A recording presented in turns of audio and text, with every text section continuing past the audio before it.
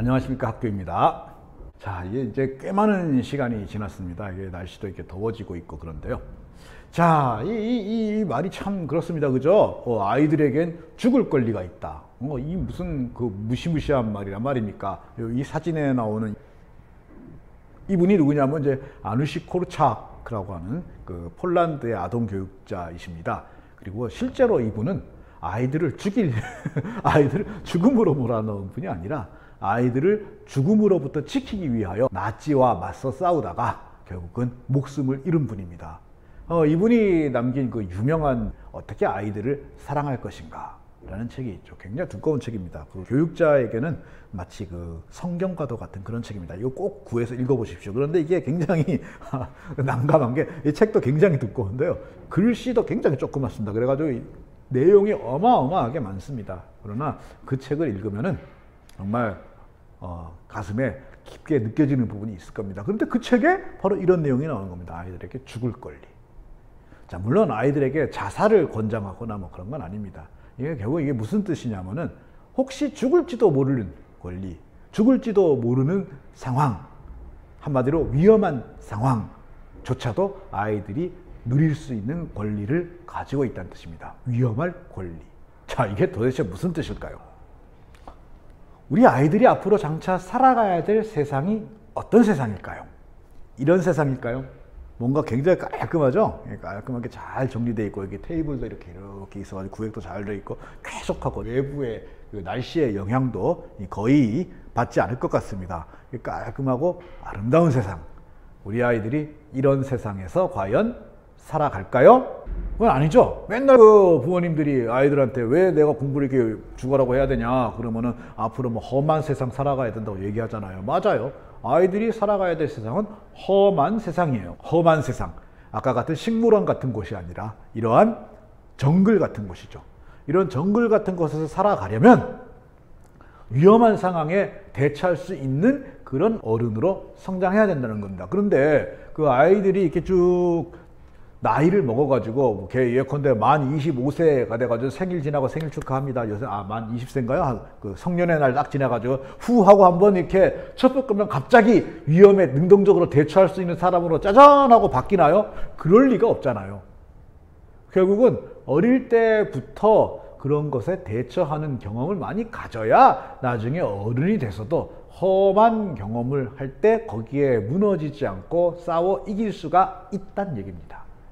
여기서 우리 잠깐 재미있는 속담을 변형해 볼 수 있는데요. 그런 속담 있잖아요. 그 3살 버릇이 여든 간다. 그 다음에 바늘도둑이 소도둑 된다. 이게 출발점의 중요성을 보여주는 거거든요. 자, 3살 때의 버릇이 여든이 가는데 3살 때 하는 버릇이 여든 때 똑같이 가는 건 아니라는 얘기죠. 세월을 살아가면서 나이를 먹어가면서 3살 때의 작은 버릇이 80살 되면 커지겠죠. 그래서 3살 때 바늘을 훔치던 녀석은 이제 80살이 되면 뭘 훔치는 거예요? 소를 훔치는 거죠.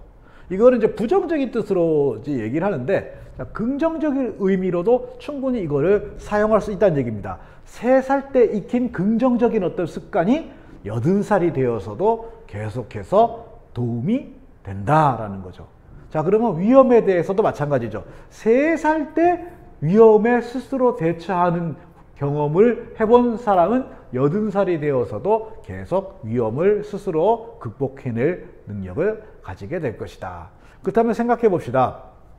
위험이라고 하는 게 소에 해당되는 위험이 있고 바늘에 해당되는 위험이 있죠. 즉 어린 시절일수록 부딪히게 될 위험의 강도가 약한 위험이라는 얘기죠. 그래서 훨씬 덜 치명적인 위험이지만 실제로 아이들은 굉장히 무서운 경험을 할 수도 있다는 얘기입니다. 그러니 어린 시절이 얼마나 중요한 시절이에요. 그러니까 어른에게는 아무것도 아닌 그런 정도를 가지고도 충분히 이 아이들은 위험을 능동적으로 극복할 수 있는 훈련을 할 수가 있다는 얘기입니다. 그게 바로 교육이고 학교죠. 왜 아까 앞에 온실이 나왔잖아요. 온실이고 온상이에요. 그런데 학교와 교육은 온실과 온상이지만 그냥 뭐든지 다 물도 알아서 주고 다 해주는 그런 온실과 이 아니라 외부의 아주 치명적인 위험으로부터는 적당히 보호가 되어 있지만 그 안에서 계획된 위험이 조금씩 주어지는 그런 곳이란 얘기입니다. 재난훈련하는 그런 교육센터 있잖아요. 가면은 이게 안에 들어가면 막 태풍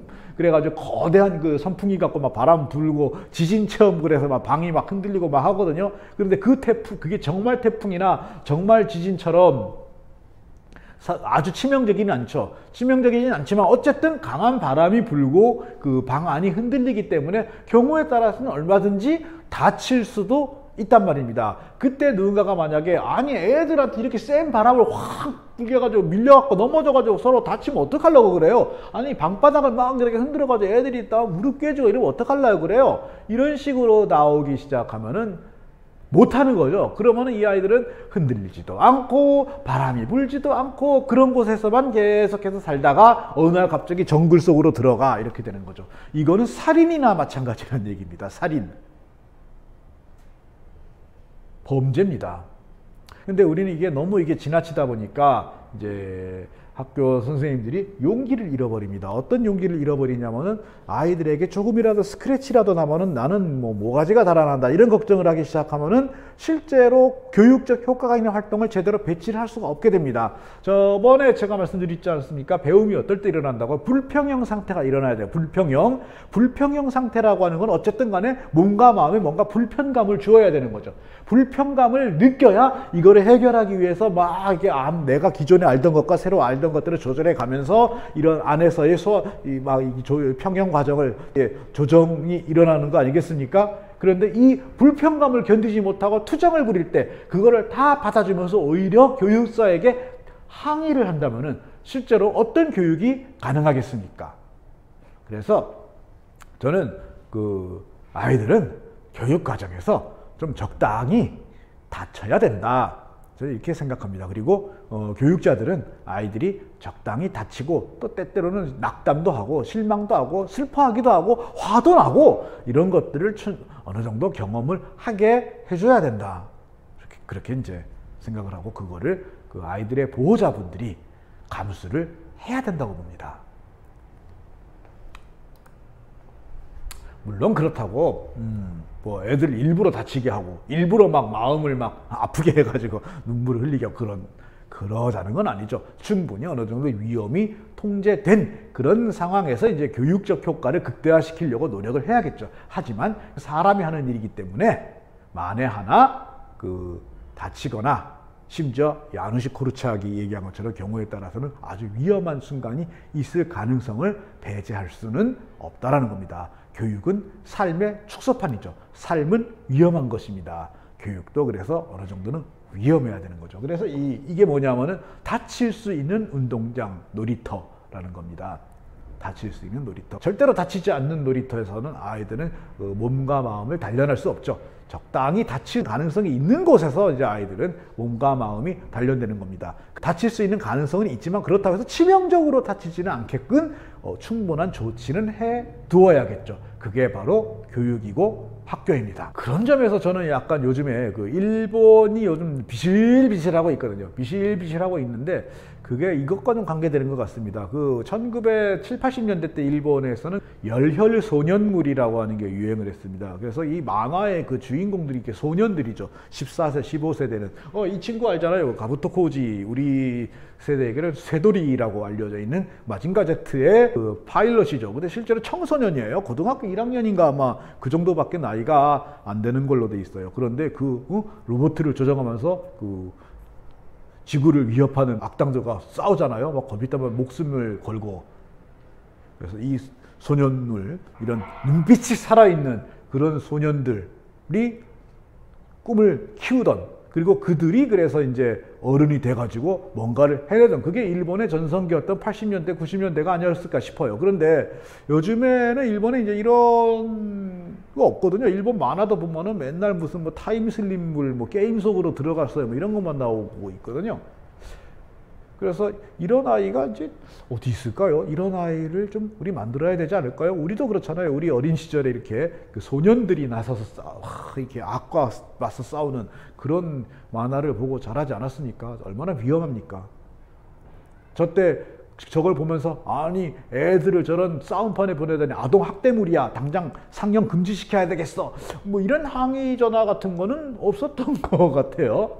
물론 그렇다고 애들을 이렇게 전쟁터로 끌고 가자는 건 아니에요. 전쟁터로 끌고 가자는 건 아닌데 좀 우리는 이런 살아있는 눈, 강렬한 눈, 뭔가 위험을 적당히 감수할 줄 아는 눈, 그런 눈을 가진 아이를 좀 키웠으면 싶습니다. 그러려면은 우리 어른들부터 이제 좀 마음을 고쳐 먹어야겠죠. 그런 의미에서 아누시 코르차기 얘기한 죽을 수 있는 권리를 우리는 다시 한번 생각해 봐야 되지 않을까 싶습니다. 그래서 죽음이란 말은 굉장히 살벌하니까 말을 조금 바꾸죠. 위험할 권리. 위험할 권리에 대해서 우리는 다시 생각해 봅시다. 그래서 아이들이 위험을 감수할 때 그것을 바라보고 너무 치명적이지 않게끔 범위는 지어주되 조금의 위험도 겪지 않도록 아이들의 일거수일투족을 다 하나하나 구획짓고 그 틀 안에서만 움직이게 하지는 말자. 그런 말씀을 드리고 싶습니다. 그렇지 않으면은 그렇게 하나하나 다 틀을 지어주고 길을 잡아주면은 이게 이제 헬리콥터맘이라 그래요. 미국에서 엄마가 계속 헬리콥터 타고처럼 이렇게 머리 위에서 따라다니는 거예요.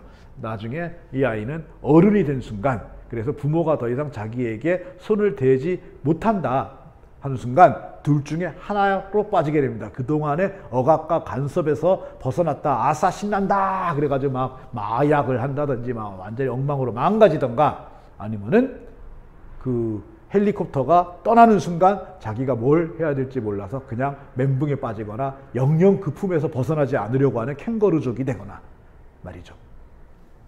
자, 안녕하세요. 학교입니다. 오늘은 여기까지 말씀드리도록 하겠습니다. 고맙습니다.